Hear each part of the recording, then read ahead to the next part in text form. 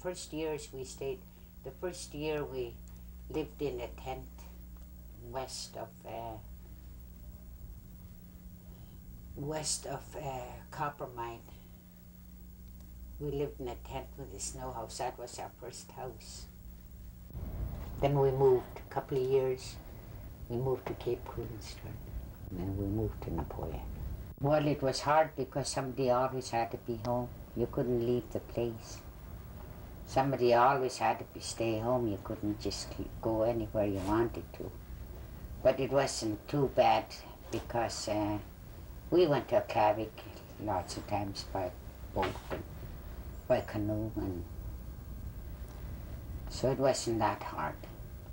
It wasn't too hard because of, for a couple of years we got a helper from down south, and his wife was a school teacher. So she taught school there. We made little log house, and she taught school in the little log house. And the kids went to school there, and then around there, like Maureen Rogers and them, they went to school there too. They stayed at old Amauk's place, old Alice Simon's place. I did one time when Beverly was a baby. That was in the east, when we were living at Cape Coolstern. I was home alone, and she got, I don't know what charge must have had, dysentery, she must have had something, which is a baby. And I was all alone there. I didn't know what to do, and we always had medicines. That time the government, at first there was no medicine there, no kind of medical assistance or anything until my husband went to Ottawa, and he talked to them there that we got to have medicine in the east there because there was nothing there. So they sent us a whole supply of everything and a big doctor book on top of it, and so that we could doctor. I played doctor, and so we could doctor all the sick people that came around and asked for medicines. So I dug out that book, doctor book, to see what her symptoms was, and read up on it, and then we had some medicine that was kind of dangerous, especially for babies. But it said you have to watch them. When I gave her one of them pills, I cut it up in 4, gave her a little bit of it, and she pulled through. All by myself, prayed, had the Bible on her, had her on the kitchen table. That was the closest that I ever got to losing any of the children. Oh my goodness, the Delta was just full. There was people all over. Everybody lived in the Delta. Everybody lived in the bush. They didn't live in town. They didn't live in the Aklavik. They all had their camps out there, camps all over. We had a post there at Napoleon, so they didn't have to go to Aklavik. They just came to Napoleon. Only usually for Christmas and New Year's, everybody went to Aklavik. It's mostly Inuvialuit people. Just an odd dene, like there was Joe Gully over here. And just an odd dene that lived in the lower part of the Mackenzie. In 46, wasn't hardly any dene at all. They were all Inuvialuit. Transportation was all by dog team. Like in the Western Arctic, it was all by dog team. And then when Inuvik got built, then everybody came here to work for wages.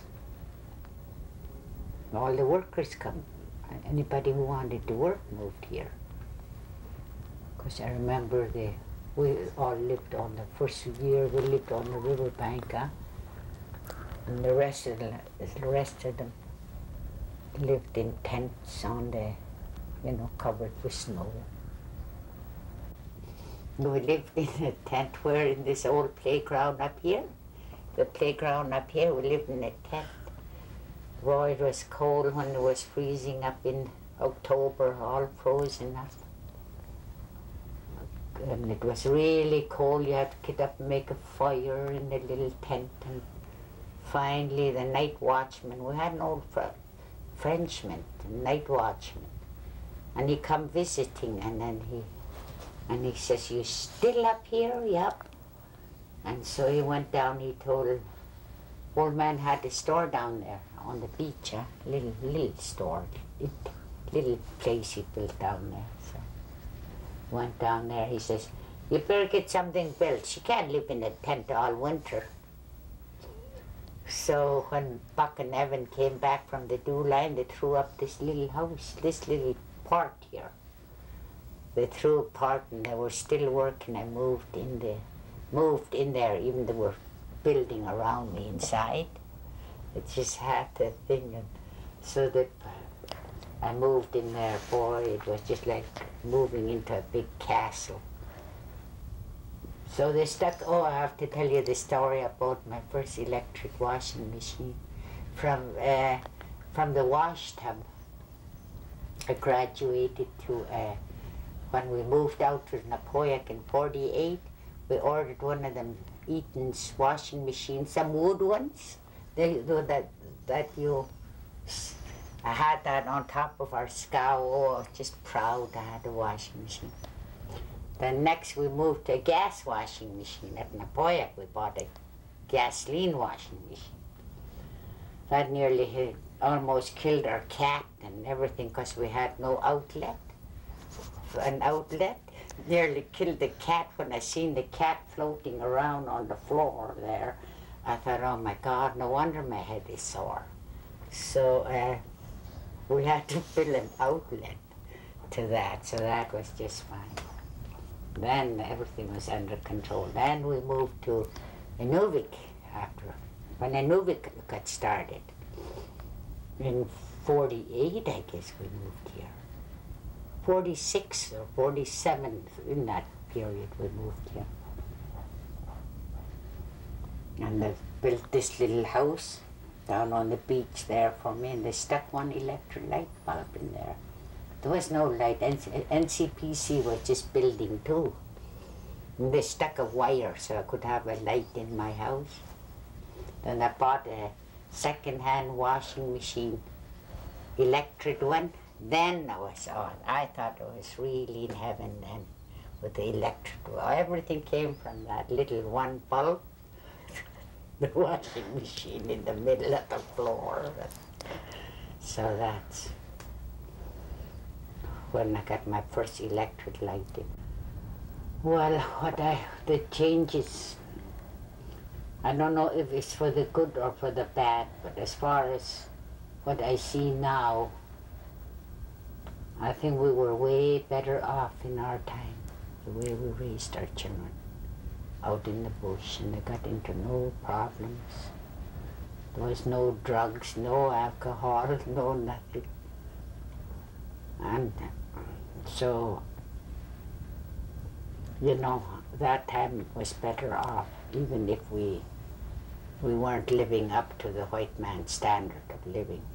Did you find it hard at the time being Justice of the Peace and knowing a lot of people in this area? No, I don't think I found it hard. I think it benefited me. I was more open with them. You know, they weren't strangers to me. I could talk to them. And I didn't feel like I was,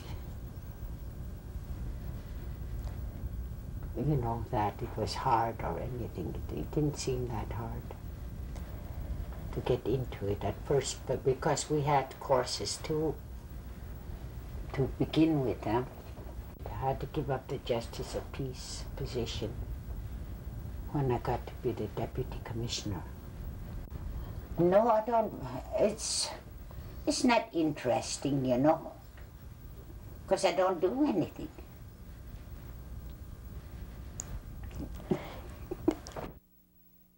I don't do too much, you know.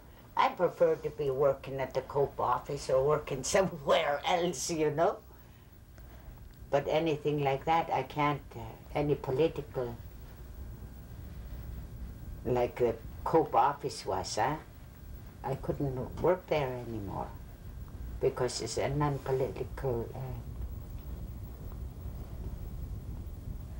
vocation, being a deputy commissioner. I'm honored to be one of them 5 persons. 5 women in Canada to get that person's award. Because I've always fought for women's rights and you know, whatever. Have the values of the people of the North changed in I think very much the values of the North changed. The people, I think it's changed all over. It's not only in the North. We're just copying the South, where the value don't mean nothing. You know, trying to make something out of yourself, or like the kids growing up, you know, they don't see, it seems to me they don't see any value in living. You know, there's just nothing there for them. With all this, you know, like it is today with all this alcohol and drugs and that, I don't know what, I just hate to see what are my great-grandchildren going to turn out to be. You know, you just hate to think of it compared to what it used to be. I remember it well. I remember the smell of moonshine and the smell of burning wood. I remember Freddie Carmichael, a local boy made good. I remember Agnes Semmler with a warm and laughing face. I remember going to the zoo, yeah, that's the wildest place. I remember it well. I remember Delta Roundup, I remembered Pawtuck. I remember eating oranges